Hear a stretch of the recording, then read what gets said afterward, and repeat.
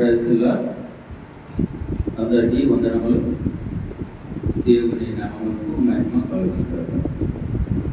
ఈ దినము ఆరాధనలకు వెళ్ళే ముందు ఆరాధన గురించి కొన్ని విషయాలు మనం ధ్యానించుకుంటూ ఏ రీతిగా మనం ఆరాధన చేయాలో ఒకసారి పరిశీలనగా తీసుకొని మనం ఆరాధన వెళ్దాం. ముందుకుండా మన పరిశుద్ధమైన బైబిల్ చేతపడితే బైబిల్ పాడుకుందాం.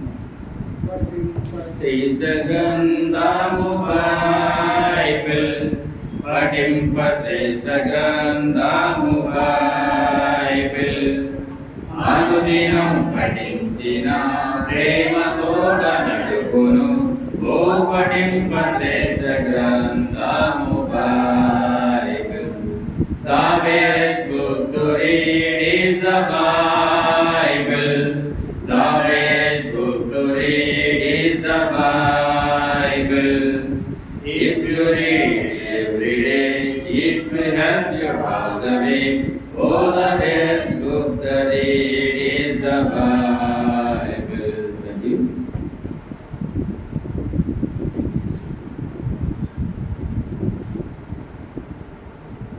ఈ వారం అంశం నడిపించే దేవుడు.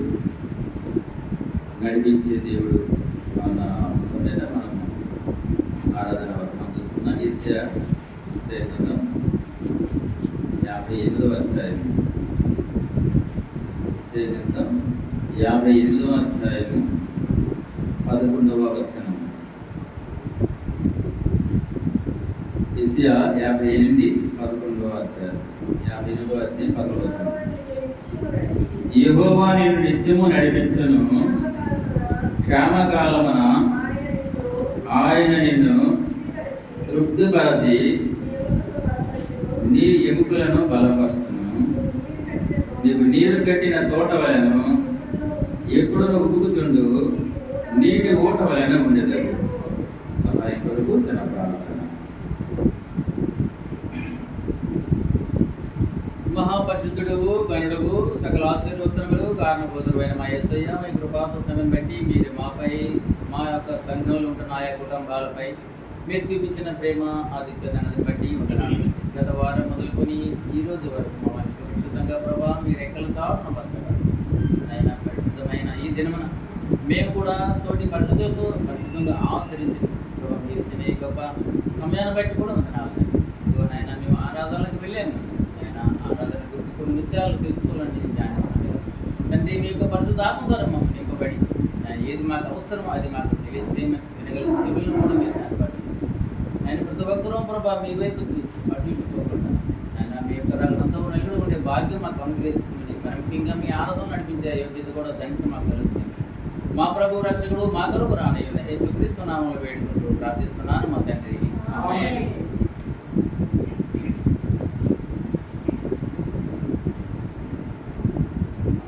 అంశం నడిపించే దేవుడు. నడిపించే దేవుడు. యెషయా 58వ అధ్యాయం 11వ వచనం మనం చూస్తున్నాం. 58:11. యెహోవా నిన్ను నిత్యము నడిపించును, క్షేమకాలమున ఆయన నిన్ను తృప్తిపరిచి నీ ఎముకలను బలపరచును. యెహోవా నిన్ను నిత్యము నడిపించును. ఆయన నిత్యము నడిపించే దేవుడై ఉన్నాడు. కొన్ని సందర్భాలలో మనం వేదన పడుతున్నప్పుడు, నష్టాలని కొని తెచ్చుకున్నప్పుడు, బాధపడుతున్నప్పుడు, అవమానం ఎదురైనప్పుడు మనం దేవుని నిందించేవారిగా ఉంటున్నాం. కానీ ఇక్కడ ఏం చెప్తున్నారంటే యెహోవా నిన్ను నిత్యం అంటే దానికి ఇంతని చెప్పలేమన్నమాట. ఆ నిత్యం కూడా మనల్ని నడిపించే దేవుడు ఉన్నాడు. అయితే ఈ మాట ఏ సందర్భం అంటే ఇశ్రాయేలు ప్రజలు తమ ఆచార భక్తిని విడిచిపెడితే, ఇశ్రాయేలు ప్రజలు మొదట దేవుని పిల్లలు కదా, వారు ఒక దినాన ఆ దేవునికి దూరం అవుతూ ఆచార రీతిగా చేస్తున్న భక్తిని దేవుడు జ్ఞాపకం చేస్తూ అది విడిచిపెడితే తప్పగానే మిమ్మల్ని ఆశీర్వదించనని చెబుతున్న సందర్భంలో తెమ్మాడు. ఇది ఆనాడు ఇశ్రాయేలు ప్రజల కొరకు దేవుడు చెప్పిన మాట ఈరోజు మీ కొరకు నాకు తన మాటగా మనం భావిస్తూ మనము దేవుని పిలిచేవారిగా ఆయన ఏదైతే మనకి అప్పగించాడో దానిని మనం సంపూర్ణంగా మనము దాన్ని పూర్తి చేసేవారిగా ఉండాలన్నమాట. ఆయన ఏమంటాడంటే ఆయన నిత్యము కూడా మనల్ని నడిపించే దేవుడై ఉన్నాడు. అయితే దేవుడు నిత్యము మనల్ని నడిపించాలంటే మనమేం చేయాలి? ఊరికి నడిపిస్తారా? మన ఊరికి అయితే ఎవరికి హెల్ప్ చేయం కదా. ఊరికనైతే మనము ఎవరికి ఏదైనా మొత్తం మాట్లాడుకోం కదా. అంటే ఏదో ఒక ఆశ ఉంటుంది మనలో, ఏదో ఒక కారణం ఉంటుంది, ఏదో దురాశ ఉంటుంది. ఒక వ్యక్తితో మనం మాట్లాడుతున్నామంటే, ఒక ఇంటికి మనం వెళ్తున్నామంటే ఏదైనా ఆశించి మనం చేస్తాం. అది ప్రేమే కావచ్చు, భౌతికంగా మరో రకమైన కావచ్చు, కానీ మనం ఆశించి చేస్తాం. అదేవిధంగా దేవుడు కూడా ఏమంటుండంటే, మీరు ఇప్పుడు కొనసాగిస్తున్న ఆచారమైన వ్యక్తిని మీరు విడిచిపెట్ట తప్పగానే మిమ్మల్ని నేను దీవించున్నాను. ఆయన దీవించాలంటే మన వ్యక్తి ఎలా ఉండాలంటే యథార్థమైనదిగా ఉండాలి, దేవునికి ఇష్టమైనదిగా ఉండాలి అన్నమాట. అటువంటి వ్యక్తిని ఒక 3 విషయాలు మనం చూసుకొని మనం ఆరాధన. మొదటిగా కీర్తన 25 25:9 25:9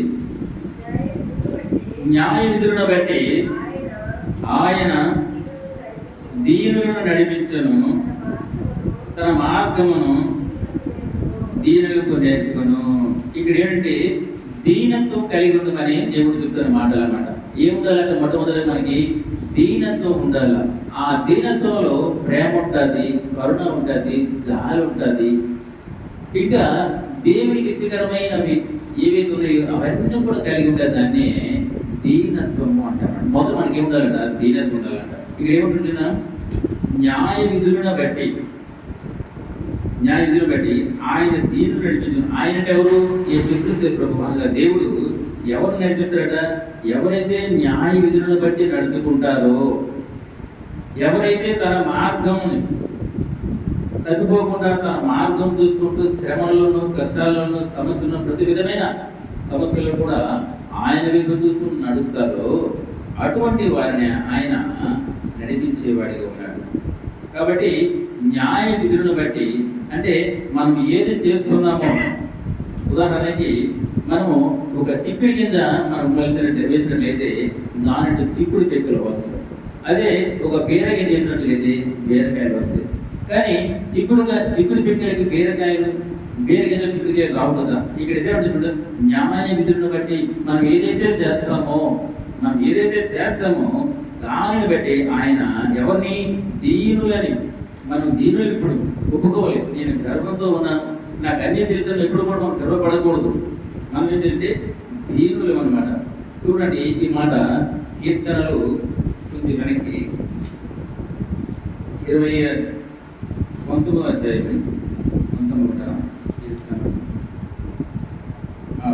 18 కీర్తన 18లో మాట ఉంటుంది గర్వం గురించి.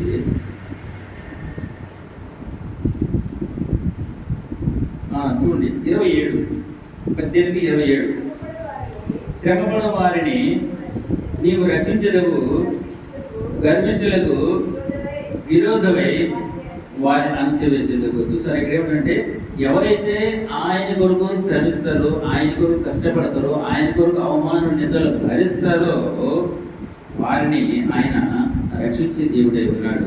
అంతేకాదు కానీ గర్విష్ఠులు, నాకు అన్నీ తెలుసులే, నాకు నువ్వేం చెప్పొద్దు, నాకంతా తెలుసులే అని అంటావు. ఎవరైతే గర్వంతో మాట్లాడతారో, తనకున్న ఆస్తిని పెట్టు, తనకున్న కుటుంబాన్ని పెట్టు, తనకున్న అధికారం పెట్టు, లేదా తనకున్న స్తోమత బట్టి వారు మాట్లాడతారు, అలాంటి వారిని దేవుడు ఏం చేస్తుంటే అణిచివేసేవారుగా ఉంటున్నారు. కాబట్టి మనం ఇక్కడ ఎలా ఉంటే ఇక్కడ మనము దీనత్వం కలిగి ఉండాలి. దీనత్వం అంటే ఏమిటంటే తగ్గింపు. తనను తాను తగ్గించుకునేవాడు హెచ్చింపబడును, తను హెచ్చించుకునేవాడు తగ్గించబడును. మనం దేవుని పిల్లలమైతే ఆయనకి సాదృశ్యం ఎలా ఉండాలంటే ఆయన తగ్గించుకునే రీతిలో మనము కూడా ఆయన పోలికలు పుట్టిన మనము కూడా ఆయన యొక్క స్వభావాన్ని ధరించుకొని తగ్గించుకునే వారిగా ఉంటున్నాం. ఈ దినాల్లో చాలా మంది దేవుని ఎరగిన వారు విమర్శిస్తున్నారు. కారణం ఏంటంటే మనమే, మన యొక్క స్వభావమే, మన యొక్క పనితీరే, మన యొక్క జీవితమే దేవుని అవమానపరిచే వారిగా చేస్తున్నాం. ఎప్పుడైతే మనం దేవుని చూపించే విధంగా ఆయన యొక్క స్వభావాన్ని కలిగి ఉంటామో, ఆయన యొక్క ప్రేమను చూపించగలుగుతామో, అప్పుడు మనం చెప్పనవసరం లేదు. వారే స్వయంగా తెలుసుకుంటారు దేవుని గురించి. మనం కష్టపడిన అవసరం లేదు. వారే తెలుసుకుంటారు దేవుని యొక్క శక్తిని. కనుక ఆయన మొదటి ఏం కోరుకుంటాడంటే దీనత్వాన్ని కోరుకుంటున్నాడు. అయితే ఆయన దీనత్వంలో నేర్పించే దేవుడే ఉన్నాడు. చూడండి, మీకా గ్రంథం 6వ అధ్యాయం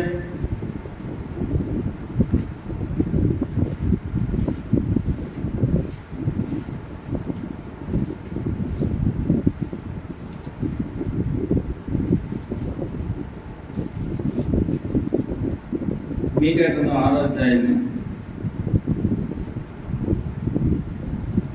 8వ వచనం. మనుష్యుడా, ఏది ఉత్తమమో, ఏది నీకు తెలియజేయబడి ఉన్నదో న్యాయంగా నడుచుకుంటూ కనికరమును ప్రేమించుటయు దేని మనస్సు కలిగి నీ దేవుని ఎదుట ప్రవర్తించుటకు ఇంతే కదా. ఏమడుతున్నాడు దేవుడు? ఏమడుతున్నాడండి? న్యాయంగా నడుచుకోమని చెప్తున్నాడు. నీకు దీనత్వం దేంట్లో కనిపిస్తుంది అంటే మనం నిజంగా మన దీనత్వం న్యాయంగా నడుచుకోమంటున్నాడు. కనికరము ప్రేమ చూపించమంటున్నాడు. దీన మనస్సు కలిగి నీ దేవుని ఎదుట ప్రవర్తించు. ఇదే ఆయన కోరుకుంటుంది అనమాట. మొదటి దీనత్వం కూడా ఆయన కోరుకుంటే ఏంటంటే, ఇంకా మత్తయిలో కూడా ఉంది 11వ అధ్యాయంలో చూడండి దీన మనసు గురించి. మత్తయి 11:29.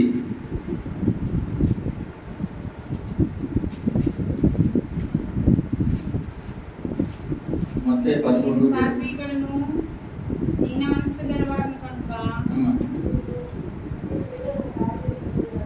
చెప్పమ్మా.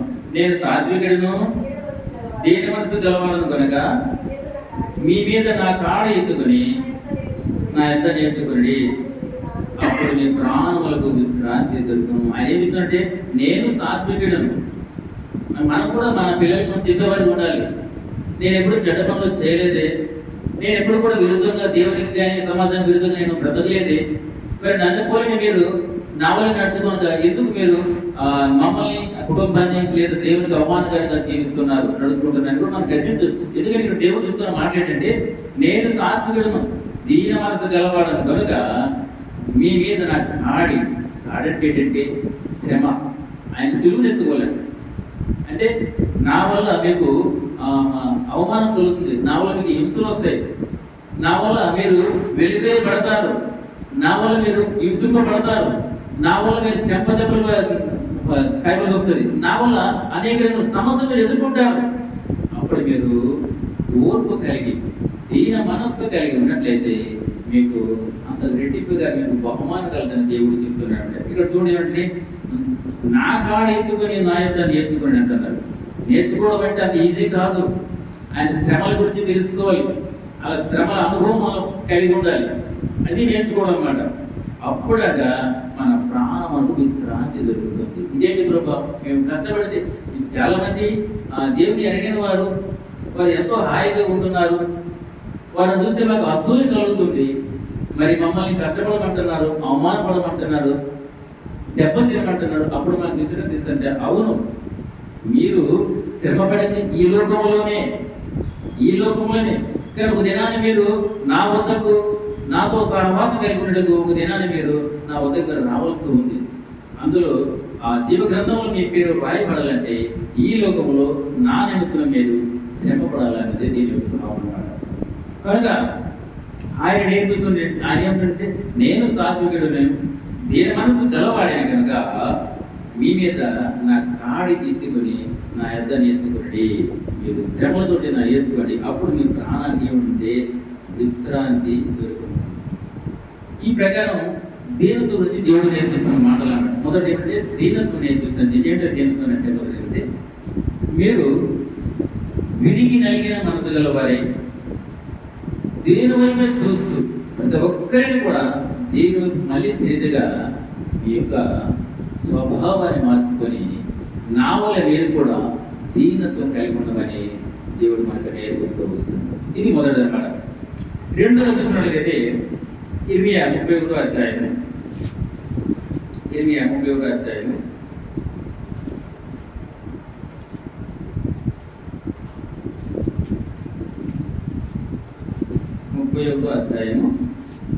9వ వచనం. ఇర్మియా 31వ అధ్యాయము 9వ వచనం. వారు ఏడ్చుచూ వచ్చెదరు, వారు నన్ను ప్రార్థించుచుండగా నేను వారిని నడిపించుదును. వారు తొట్టిల్లకుండా చక్కగా పోవు బాటను నీల కాళ్ళవల యొద్ద వారు నడిపించను. ఇశ్రాయేలు నేను తండ్రిని కానా, ఎఫ్రాయిముకు నా జ్యేష్ఠ కుమారుడు కాడా. ఇక్కడ ప్రార్థన అంటే ప్రార్థన కలిగి ఉండడం అన్ని నేర్పిస్తున్నాడు ఆయన. మొదటి దీనత్వం కలిగి ఉండండి, రెండోది ప్రార్థన జీవితాన్ని కలిగి ఉండమని ఆయన చెప్తున్న మాటలు. ఏమని చెప్తున్నాడంటే, వారు ఏడ్చుతూ వచ్చేదారు, వారు నన్ను ప్రార్థించుండగా. ఇక్కడ ఏమిటంటే ప్రార్థన జీవితాన్ని మనం కలిగి ఉండాలన్నమాట. నేను వారిని నడిపించను. వారు తొట్టిల్లకుండా చక్కగా పోవు పాటను నీళ్ళ కాలువల యొద్ద వారిని నడిపిస్తాను. ఎప్పుడైతే మీరు ప్రార్థన సహకారంతో, మనసు సహకారం కాదు కానీ ప్రార్థన సహకారంతో మీరు ముందుకు సాగిపోతారో, మీరు పడిపోకుండా మీరు నా యందు మీరు నిలకడగా ఉండే రకంగా. అంటే చాలామంది ఏం చేస్తారంటే, దేవుడు నాడలే కాదని లేదు, అయితే దేవునితో పాటు మనుషుల ఆలోచనలు, మనుషుల ఉద్దేశాలు అవి కూడా ఉన్నారని కొంతమంది చెప్తుంటారు. తప్పది. ఆయన ముందు మీ తల్లిదండ్రులను కానీ, మీ పిల్లల్ని కానీ, బంధువులను కానీ, స్నేహితులను కానీ ప్రేమింపగా మొదట నా కాడి మోయమన్నాడు. కాడి మోయమన్నాడు, నన్ను ప్రేమించమన్నారు. అదేవిధంగా ముందు మనము ఆయనతో మాట్లాడాలి, మన సమస్యలు ఆయన ముందు పెట్టాలి. ప్రభావ మేము ఇలా చేయాలనుకుంటున్నాం, మీకు చిత్తం అయితే జరిపించండి. ప్రభావ మేము పలానా చోటు వెళ్ళాలనుకుంటున్నాము, మీ చిత్తం అయితే నడిపించండి. ఇప్పుడు నా జీవితంలో కూడా దేవుడు సహాయం చేస్తారులే అనే ఒక ఉద్దేశంతో దేవుని మాట అంటే దేవునికి అడిగాం, కానీ ఆయన సమాధానం చూడకుండా తొందరపడి చిన్న చిన్న పనులు చేయడానికి మేము సిద్ధపడుతూ కాస్త ఆయాసానికి, అవమానానికి కూడా మేము గురవుతున్న సందర్భాలు కూడా నేను చూస్తూ వస్తున్నాను. అటువంటి వారం కాకుండా మన యొక్క సమస్యలని, మన యొక్క బాధలని, మన యొక్క పనులని, మన యొక్క యావత్తు కూడా ఆయన ముందు ఉంచి ఆయన యొక్క సమాధానం కొరకు మనము ఎదురు చూసేవారిగా ఉండాలి. అందుకంటే ఆయన అంటే మీరు ప్రార్థన జీవితం కలిగి ఉండాలని చెప్తున్నారు. అయితే ఆయన నేర్పించిన ప్రార్థన విధానం కూడా ఒకసారి మనం చూసినట్లయితే మత్తయి 6:6 ఉంటుంది. ఆయన యొక్క ప్రార్థన ఎలా ఉంటుంది? మత్తయి 6:6 ఈ విధంగా మనం ప్రార్థన చేయాలో 6:6 ఉంటుంది. మనం ప్రార్థన చేసే విధానం మత్తయి 6:6. నీవు ప్రార్థన చేయనప్పుడు నీ గదిలోనికి వెళ్ళి తలుపు వేసి రహస్యముందున నీ తండ్రికి ప్రార్థన చేయము, అప్పుడు రహస్యముందు చూసి నీ తండ్రి నీకు ప్రతిఫలం ఇచ్చును. ప్రార్థన ఎలా చేయమన్నాడు? రహస్యంగా చేయాలి, ఇంకా సంఘపరంగా చేయాలి, వ్యక్తిగతంగా చేయాలి, కుటుంబ పరంగా కూడా చేయాలి. కానీ మొట్టమొదటిగా ఆయన ఎలా చేయమని చెప్తున్నారంటే, అంటే గదిలోకి తలిపేసి రహస్యంగా మనం ప్రార్థన చేస్తే రహస్యంగా మన ఈ రహస్యంగా మన దేవుడు మనకి దానికి తగ్గ ప్రతిఫలం మనకి ఇచ్చేవాడిగా కనుక మొదటి మనము ఆరాధనకు వెళ్ళే ముందు మనం కూడా జ్ఞాపకం చేసుకోవాలి. ఇప్పటి వరకు ఆయన నేర్పించిన దీన మనస్సును, ఆయన నేర్పించిన ప్రార్థన కలిగి ఉన్నామా? అయితే మేము ఆరాధించడానికి యోగ్యులం. ఒకవేళ మేము ఆ విధంగా లేమా, ప్రభావం మమ్మల్ని క్షమించండి, నేర్పించండి. ఇక మీదట మీ యొక్క కట్టడలను దాటిపోకుండా, మీ యొక్క విధులను మేము దాటిపోకుండా మీకు బందే ఉంటూ నేను చెప్పిన నడుచుకుంటూ చెప్తూ ఆయన కూడా మనం ఆరాధన చేయొచ్చు. ఎందుకంటే ఆయన క్షమించే దేవుడై ఉన్నాడు, దీన మనసు గల దేవుడై ఉన్నాడు, యథార్థవంతుడై ఉన్నాడు. మనల్ని శిక్షించడం లేదా శిక్షను మనం లోపడటము, శిక్షకు లోనవడం ఆయనకి ఇష్టం కాదు. కానీ శిక్షను తప్పించుటకు అటువంటి యథార్థమైన జీవితం కలిగి ఉండడికే దేవుడు మనల్ని ఏర్పాటు చేసుకున్నాడు. కానీ ఈ సమయంలో ఆరాధన చేస్తున్నాం. మొదట దీన మనసు కలిగి మనం ఆయన ఇచ్చిన దీని మనసును బట్టి మనం ఆరాధన చేయాలి. అంతేకాదు ఆయన నేర్పించిన ప్రార్థనను బట్టి కూడా మనం ఆరాధించే వారిగా ఉంటాం. చాలా మందికి ప్రార్థన అంటే తెలియదు. ప్రార్థన అంటే అడుక్కోవడమే, తప్పేం కాదు. ప్రార్థన అంటే అడుక్కోవడం. అలానే మనం అన్ని అడుగుతామా? అడగవలసిన రీతులు అంటే కొత్త వాళ్ళకి మనం అడగవలసిన రీతులు దేవుడికి తెలుసు. మనకి ఏమేమి ఇవ్వాలో, మనం ఎలా చూడాలో, మనకి ఏం అవసరం సర్వం దేవుడికి తెలుసు. ఆయన మనం మొరపెట్టమని చెప్పాడు దేవుడు. మనం మొరపెడతాం, కన్నీళ్ళతో మొరపెడతాం, గుండెలు ఎదురేలా మొరపెడతాం. ఆయన వేడుకుంటే ఆయన కనికరించే దేవుడు, మనల్ని కాపాడే దేవుడు, రక్షించే దేవుడు కనుక ఆయన మనల్ని కాపాడేవాడు. ఇప్పుడు అందరూ బట్టి కూడా ఆయన మనము ఆరాధించేవారిగా ఉంటారు. చివరిగా సామెతలు 6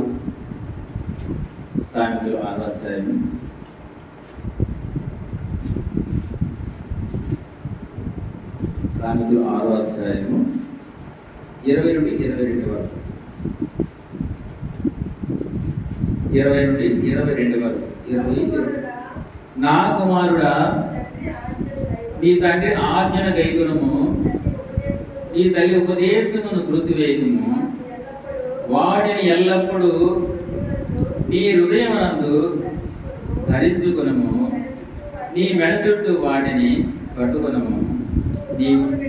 నీవు త్రోవను వెళ్ళినప్పుడు అది నిన్ను నడిపించును, నీవు పండుకున్నప్పుడు అది నిన్ను కాపాడను, నీవు మేలుకున్నప్పుడు అది నీకు ముచ్చటించును. ఇక్కడ చూపిస్తుంటే ఆజ్ఞల గురించి, ఉపదేశముల గురించి ఇందులో చూపిస్తుంది అన్నమాట. ఇక్కడ ఏముంది? ఇక్కడ చూడండి, ఆజ్ఞ ఉంది, తర్వాత ఏంటి, ఉపదేశం కూడా ఉందన్నమాట. నా కుమారుడా, నీ తండ్రి ఆజ్ఞను గైకొనుము, నీ తల్లి ఉపదేశమును కూడా నువ్వు త్రోసివేయకుము. కాబట్టి మూడవది మనం ఏం చేయాలంటే ఆయన ఆజ్ఞలను, ఆయన ఉపదేశములను మనము కలిగి ఉండేవారిగా ఉంటూ మనము దేవుని ఆరాధిస్తున్నాం. అయితే ఇది ఉపమానికగా దేవుడు చెబుతున్న మాటలు అన్నమాట. ఇవి ఉపమానిక ఏమంటే ఇక్కడ, నా కుమారుడా, నీ తండ్రి ఆజ్ఞను గైకొనుము అంటే, నా కుమారుడు అంటే దేవుడు మనతో చెప్పిన మాటలు. అంతేకాదు మన పిల్లలకి మనం కూడా చెప్పవలసిన మాటలు ఏమున్నాయి. ముఖ్యంగా దేవుడు మనతో చెప్తున్నట్టుగా మనం భావిస్తూ మనము ఆయన ఆజ్ఞను మనము గైకొనడం అంటే తీసుకోవడం, ఇష్టపడడం, ప్రేమించడం. ఆయన ఏది వద్దన్నాడో దాన్ని వద్దనుకోవడం, ఏది ఆయన కావాలని కోరుకుంటున్నాడు, కష్టమైన సరే దాన్ని అందుకోవడానికి ప్రయత్నం చేయడం. ఎక్కడికి వెళ్ళొద్దన్నాడు అక్కడికి వెళ్ళకుండా ఉండడం, ఎక్కడికి వెళ్ళమని ఆయన ప్రోత్సహిస్తున్నాడు, కష్టమైన శ్రమైన సమస్యలు ఎదురుస్తున్నా అక్కడికి వెళ్ళడం. ఇదే ఆయన యొక్క ఆజ్ఞ అన్నమాట. ఆజ్ఞ అంటే ఏమిటి? ఆయన మాట వినడం ఆజ్ఞ. మరి ఆజ్ఞలో పాపం కూడా పుడుతుంది. పాపం అంటే ఏంటి? ఆజ్ఞ అతిక్రమం. ఆయన మాట వినకపోవడమే పాపం. మనం పాపంగా ఉండటము, శిక్షకి మనం పాపలు కావడం ఆయనకి ఇష్టం లేదు కదా, మనకు ఇష్టం లేదు. ఇలా మనం కూర్చున్నాము, వింటున్నాము, తెగుతున్నాము. ఈ సమయంలో సడన్ గా ఏదైనా చిన్న ప్రమాదం సంపిస్తుందని తెలిసి మనం ఎంత కంగారు పడతాం, భయపడతాము. కానీ ఇక్కడ ఆయన ఏదైతే బోధించాడో, ఈ విధంగా ఉండాలని ఆశపడుతున్నాడు, దాన్ని మనం కొనసాగించేవారుగా, ఆయన బిడ్డలుగా. ఆయన స్వరూపం ఉంటే సరిపోదండి, ఆయన స్వభావం కూడా మనలో ఉండాలి. ఆయన స్వభావం ఉన్నప్పుడే ఆయన పిల్లలుగా మనం గుర్తించబడతాము. కనుక ఆయన ఆజ్ఞను మనం గైకునే వారికి, ఆయన ఆజ్ఞను మనం ఇష్టపడే వారిగా ఉండాలి, ఆయన ఆజ్ఞను మనం ప్రేమించే వారిగా ఉండాలి. అంతేకాదు తల్లి తన పిల్లలకు ఉపదేశం చేసేటట్టుగా ఆయన మనకు ఉపదేశిస్తూ ఉన్నాడు. ఏది మనం చెయ్యాలో, ఏది చేయకూడదు, మనం ఎలా జీవించాలో, దేవుని ఏ విధంగా గణపరచాలో, దేవుని ఏ విధంగా మయంపరచాలో, దేవుని కొరకు ఎలా జీవించాలో మనం ఆయన మనకు ఉపదేశించేవాడిగా ఉంటున్నాడు. వాటి ఎల్లప్పుడూ కూడా నీ హృదయం అంటే దేని అవన్నీ మనం ఏంటంటే మన హృదయాన్ని ధరించుకొని మన మెడచుట్టు వాటిని కలుపుతున్నాడు. ఈ లోకంలో అందం కోసం, లేకపోతే గౌరవం కోసం, గర్వం కోసము అనేక ఆభరణాలు మనం ధరిస్తూ వస్తుంటాము. కానీ ఆయన ధరించమన్న ఆభరణం ఏంటో తెలిసిన, దీన మనసుని ఆభరణం ధరించుకోమంటున్నాడు. దీన మనసుని సాత్వికమైన ఆభరణం ధరించుకోమంటున్నాడు. ప్రార్థనా జీవితాన్ని కలిగి ఉంటున్నాడు. ఇవేమీ లేనప్పుడు మనం ఏది ధరించుకున్నా వ్యర్థమే, దానివల్ల ఏం ప్రయోజనం లేదు మనకి. ప్రయోజనకరమైనది ఏంటంటే కేవలం ఆయన యొక్క మాట మాత్రమే. చూడండి ఒకసారి ఆ కీర్తనలు ఇందాక చూసిన 18 కీర్తన 18 మాట చూసుకుందాం. కీర్తన 18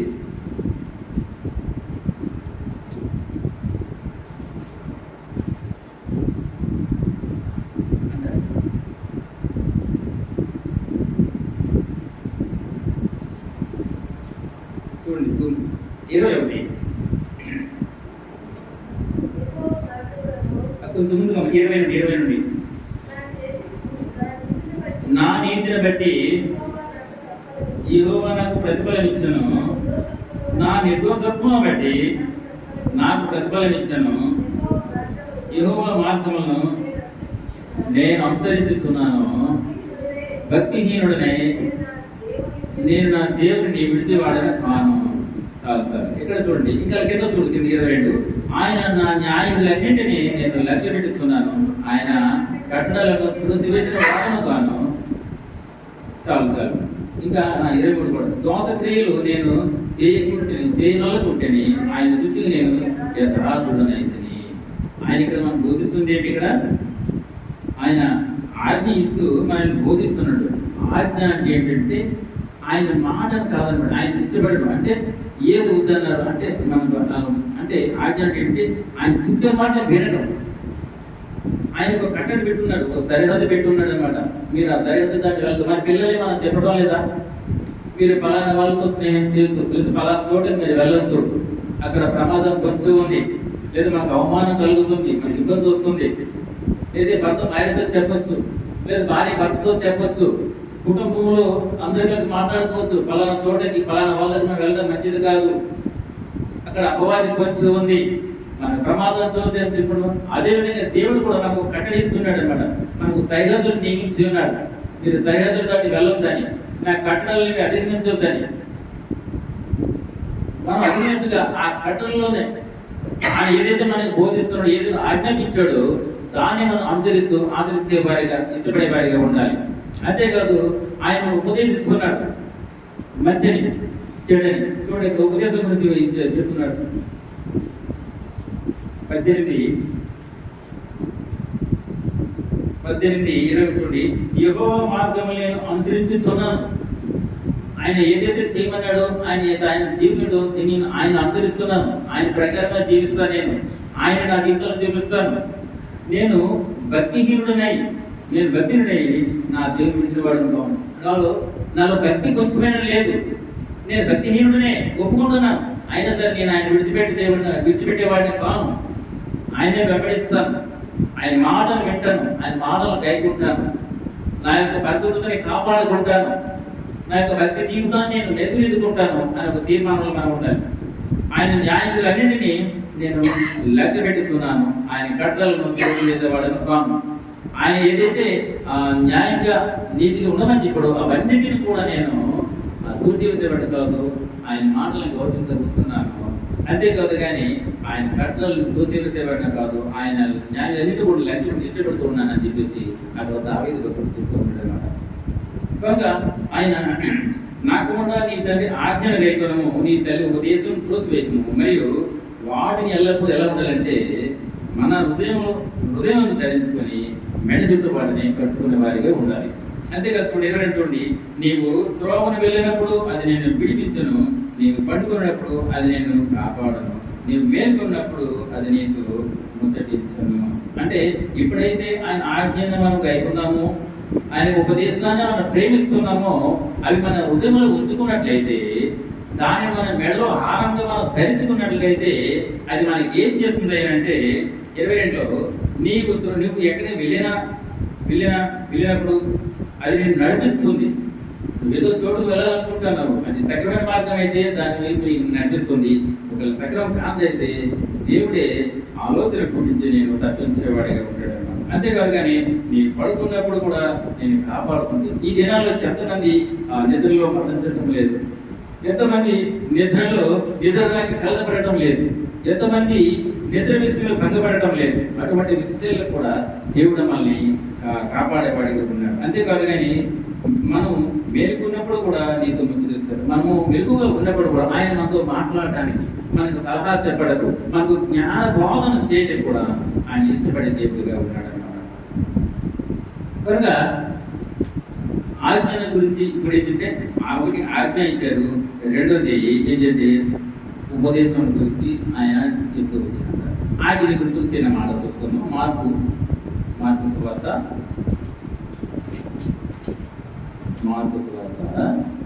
7వ అధ్యాయం 8వ వచనం 7, 8 ఆజ్ఞల గురించి మాట్లాడిన చూడండి. మార్కు సువార్త 7వ అధ్యాయం 8వ వచనం. మీరు దేవుని ఆజ్ఞను విడిచిపెట్టి మనుషుల పారంపర్యాచార్యమును గైకొనుచున్నారు. చూసారా, ఇదే మొట్టమొదట ఎస్ఏలోను 58:11 అంటే ఇజ్రాయేల్ ప్రజలు తమ ఆచార భక్తిని, తన సొంత భక్తిని కొనసాగిస్తుంటే దేవుడు సహించలేక మీరు ఈ యొక్క ఆచార భక్తిని విడిచిపెడితేనే తప్ప మిమ్మల్ని దీవించాలని చెప్తున్నాడు అనమాట. ఇక్కడ కూడా చూడండి, ఇక్కడ మన భక్తి తీరు ఎలా ఉందంటే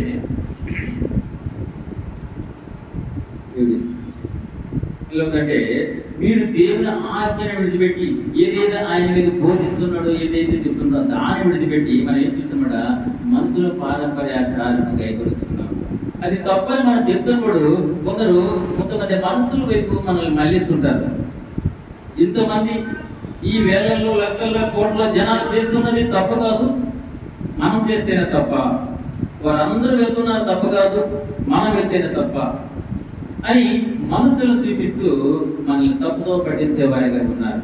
కానీ మనం చెప్తుంటే మీరు నా ఆజ్ఞను మాత్రమే గైకొనమన్నారు. కానీ మనం ఆయన ఆజ్ఞను విడిచిపెట్టి మనుషుల యొక్క ఆలోచనలు, వారి యొక్క స్వార్థంతో, వారి యొక్క సొంత ఆలోచనల్ని మనం తీసుకుంటూ ఆ ప్రకారం జీవించే వారిగా ఉంటున్నాం అన్నమాట. ఇది అంటే ఆజ్ఞ గురించి, అది ఏదైతే ఆజ్ఞించారో ఆజ్ఞని ప్రేమించాలి అంతే తప్పగానే మనుషుల యొక్క ఆలోచనలు బట్టి మనము నడవకూడదు. ఇంకో రెండోదిగా ఉపదేశం గురించి కూడా మాట్లాడుతుంది. ఉపదేశం గురించి కీర్తన 32, అలాగే ఉపదేశం గురించి కీర్తన 32, 8వ వచనం. ఉపదేశం గురించి,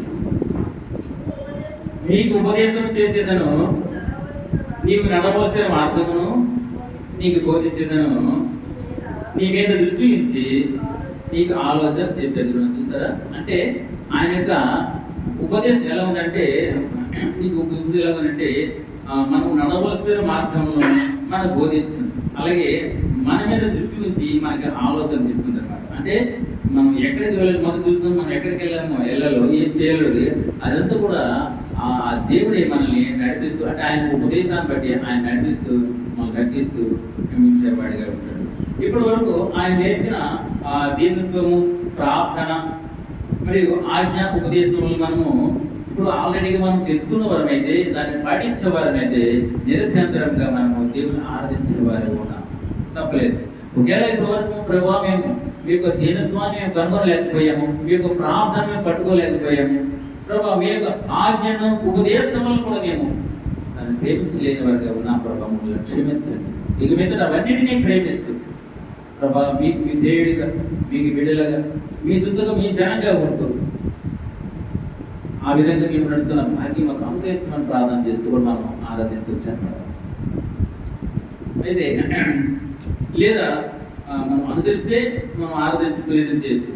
అయితే నిజమైన భక్తి ఎందులో ఉంటుంది, అంటే వారు మనుషుల ఆచారాలను, ఇజ్రాయేల్ ప్రజలు మనుషుల ఆచార పద్ధతుల్ని వారు ఆచరిస్తూ భక్తిని కొనసాగించారు. కానీ ఆ భక్తి వ్యర్థమైనది, ప్రయోజనం లేదు. నిజమైన భక్తి ఎలా ఉంటుందంటే, నిజమైన భక్తి ఆశీర్వాదాన్ని ఇస్తుంది, దీవెనని ఇస్తుంది. ఎవరైతే నిజమైన భక్తిని కొనసాగిస్తారో, ఎవరైతే దేవుడి కోసం నిజముగా పరితపిస్తారో అటువంటి వారిని దేవుడు జీవించడానికి ఇష్టపడేవాడిగా ఉంటున్నాడు. అందుకే నిజమైన భక్తి ఏంటంటే ఆశీర్వాదము మరియు ఆయన. కనుక మనం ఇప్పటి వరకు ఫలము లేని భక్తిని మనం సాగించామా? ఇప్పటి వరకు ఇటువంటి తొక్కుపోయే విధంగా మనం జీవిస్తున్నామా? ఒకసారి చర్చ చేసుకున్నాం. ప్రభా ఇప్పటి వరకు మేము ఏదో ఆచార రీతిగా ఏదో అలవాటు ప్రకారం భక్తిని సాగించాం ప్రభా. అందుకే మాకు ఈ శ్రమలు. మేము వ్యాపారాలు చేస్తున్నాం, లాభం లేదు. మేము ఉద్యోగాలు చేస్తున్నాం, ఫలితం కనిపించడం లేదు. మేము ఆయా పనులు చేస్తున్నాం ప్రభా, మీ మాటను ధిక్కరించి చేస్తున్నామేమో ప్రభా, ప్రతిఫలాన్ని మేము అనుభవించలేకపోతున్నాము. కనుక ప్రభా నిజమైన భక్తిని మాకు నేర్పించండి. అటువంటి భక్తే కదా మమ్మల్ని మీ వద్ద నడిపిస్తుంది. అటువంటి భక్తితో ఉంటే కదా ప్రభా మేము మిమ్మల్ని స్వాగతించుకుంటాము. అటువంటి భక్తి కలిగి మనం ఉండాలి. మనలో ఉన్న వేషధారణ భక్తి లేదా ఆ మనసులో పారంపర్యంగా వచ్చే ఆచారమైన భక్తిని మేము విడిచిపెట్టేవారిగా నేను ఏదైతే మాకు బోధించావు ప్రభా, దీనంతో కలిగి ఉన్నావు, ప్రార్థన శక్తిని పొందుకోమన్నావు, ఆజ్ఞను ఉపదేశం పాటించమన్నారు ప్రభా. ఆ ప్రకారం మీకు ఇష్టంగా అంటే ఇప్పుడు మేము జీవించిన పౌలు గారి తీర్మానం బట్టి మనం జీవించినాను, మనం మరణించాను ఆయన కోరికైన తీర్మానంతో అంటే దేవునికి ఇష్టమైన జీవులు కొనసాగించేలా ఆరాధన చేద్దాం. ఒకసారి గమనించండి, ఆయన ఎక్కువ మంది కష్టపడమని చెప్పలేదు, ఎక్కువ కోరుకోలేదు, కేవలము దేని మనసు కలిగి ఉన్నాడు.